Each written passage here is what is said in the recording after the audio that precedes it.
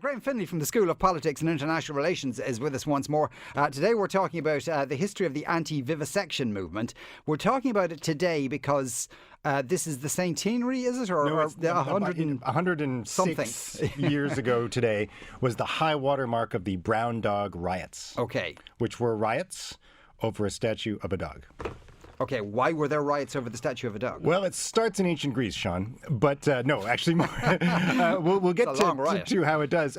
No, I mean, in the end, it was the culmination of a battle between a really unusual movement, but which was really important and is somewhat neglected, which was an alliance of socialists and working class people and trade unionists, suffragettes, sort of liberals, and Queen Victoria, right? Which was all against anti-vivisection, all against vivisection. They're all for anti-vivisection, if you get it right. Yeah. Vivisection is the live dissection, or dissection of a live animal. Yeah. Or a live human being. And unfortunately, there have been cases of live human dissection by the Nazis and the Japanese during World War II, if you must ask. Yeah, film companies never did that, for instance. Exactly. Yeah. And this was an amazingly important movement, and I'm kind of engaged with it because of my continuing attempt to revive the memory of Frances Power Cobb, the greatest Irish woman you've never heard of, who founded the National Anti-Vivisection Society and then left it when it wouldn't support a total ban on vivisection, and formed her own British Union for the abolition of vivisection, and was an incredibly important figure in the end of the 19th century, and a very interesting contradictory figure, a lesbian, a conservative, a suffragist, and deserves to be better known. But this movement was very, very, very important, and it's all surrounded the practice of vivisection, which people knew was going on, but they didn't know much about it. And so I'll tell you the whole story about the brown dog, which is, I'll spare you the grisly details as much as I can, but is when two Swedish anti-vivisectionists who were studying, two Swedish women who were studying medicine, because this is very much cut up with feminism and 19th century feminism, infiltrate an experiment/demonstration carried out by Professor Starling and his brother-in-law, William Bayliss, on said brown dog, who was a sort of terrier-like dog, but really was just a mutt they'd picked up from the streets, probably as a stray. Yeah.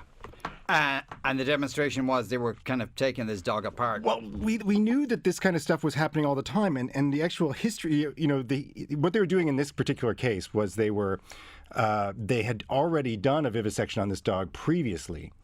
And they opened him up again to check the pancreas, and then they tried another experiment on the dog, which was to attach electrodes to its salivary glands or salivary glands to see if it would lead to a particular reaction, which didn't actually occur. And this was a problem because, two anti-vivisectionist Swedish, very posh activists were in the audience, unbeknownst to them. And two, it violated the Cruelty to Animals Act of 1876, which in theory was a step forward to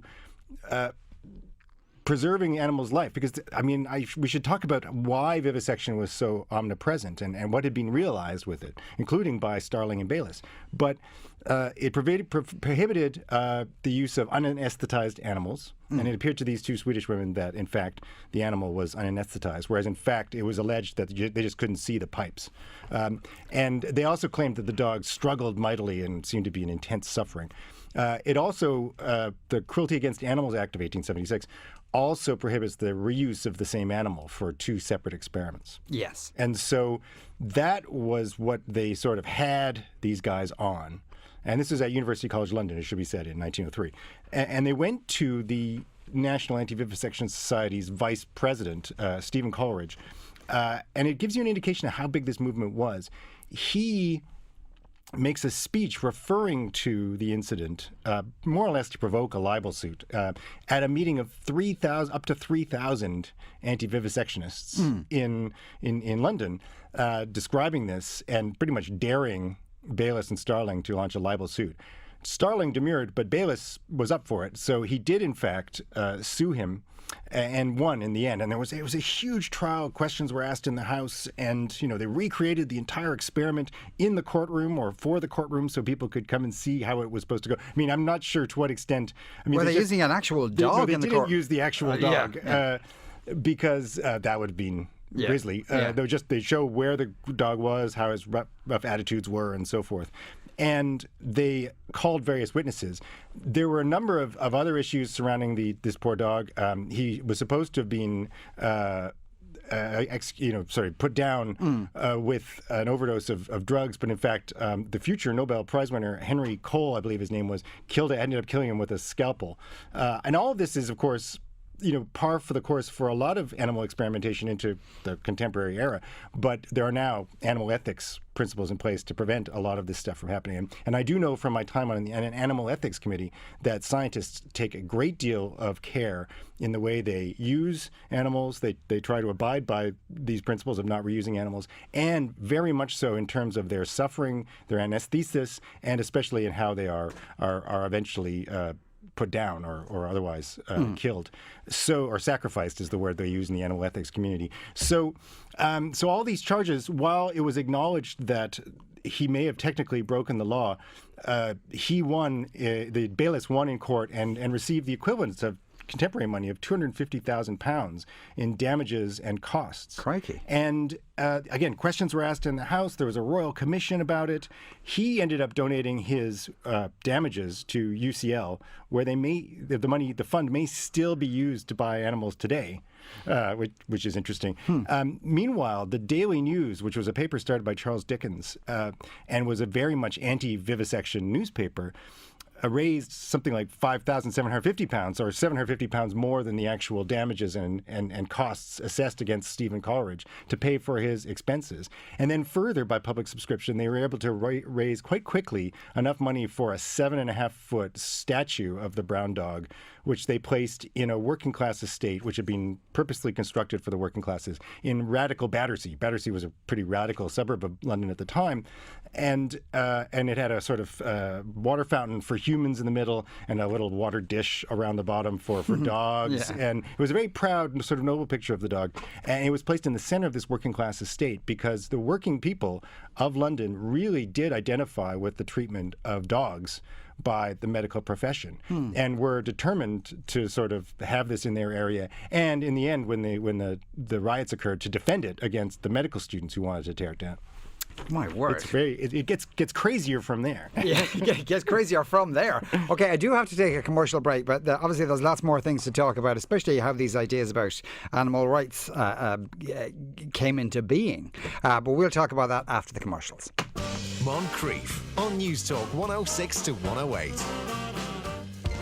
This month, for the Newstalk Business Person of the Month, in association with Sage, we're looking for your nominations of people working in public relations. They're one of the most influential sectors in Irish society, but rarely get the attention they deserve.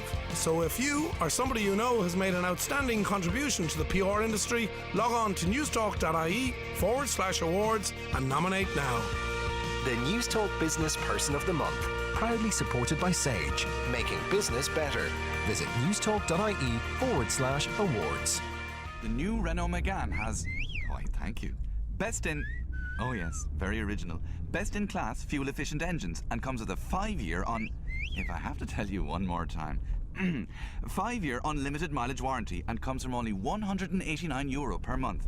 Oh, and it's better looking too. The new Renault Megane, not just a prettier face. Visit Renault.ie to find out more.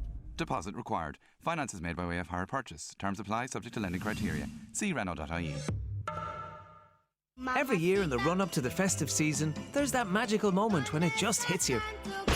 Well, Ireland, you're about to get Christmased with Meteor's €1 million giveaway. There'll be winners of free credit every minute of every day. And every week, somebody wins a massive €25,000. It's hardcore. To get on the good list, just top up by €10 or more or see meteor.ie and you too could get Christmased. Yeah, just like that. See meteor.ie/get Christmased for terms. At Bluebird Care, we know that time spent with family and friends is precious. Our experienced teams will be on call to ensure you enjoy the festive season. Bluebird Care, supporting you wherever you may be at Christmas and all year round, caring for you at home and in the community. Wishing all our customers a very Merry Christmas and a peaceful New Year. Bluebird Care, QMark Business Group of the Year. Low call 0818 227 052 or visit bluebirdcare.ie. We're walking in the air. Remember when you were little and you used to feel like Christmas would never come? But every day you counted brought it closer. And every card that landed on the mat, a little closer still. Because even way back then, you knew that the moment you send a card, it's Christmas. So send your card soon and bring the big day a little closer. Happy Christmas from An Post. Jambo, we've settled into our new homes and everyone is looking after us really well. Cow is busy giving